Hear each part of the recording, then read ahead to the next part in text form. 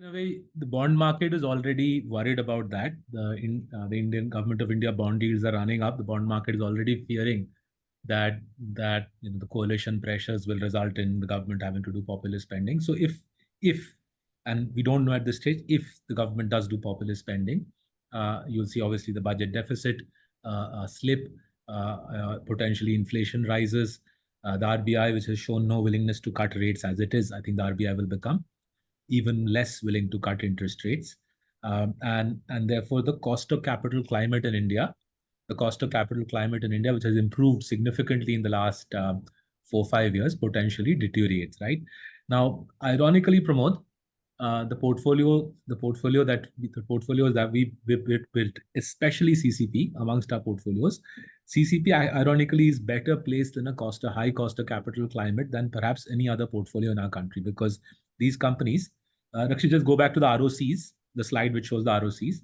Our investee companies have very high ROCs, right? So if you see the final column, ROCs of our investee companies are approaching 30%, which means that our investee companies can finance their growth themselves, right? So they don't have to go to the banks or the bond market and raise money to finance growth.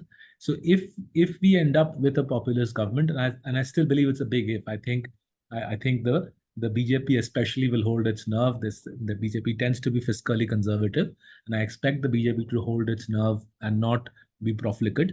But in the unlikely event of welfare spending going through the roof, budget deficit slipping, inflation going up, the government of India bond yield going up, the RBI being reluctant to cut rates, this portfolio is beautifully placed because these companies finance their own growth. And there are very few companies in India with this sort of ROC. And therefore, there are very few companies in India who can refinance growth through their own steam. Right. So if you're worried about populism, then this portfolio becomes even more compelling. But as I said, I don't expect to see runaway populism in the July budget. I appreciate that the Maharashtra and the Haryana elections are 3 months away, and those are big elections. And obviously, there'll be pressure on the political dispensation in Delhi to deliver election victories in the Maharashtra and Haryana elections. But I still, having seen the BJP over the last 10 years, I expect them to maintain fiscal discipline in the forthcoming budget.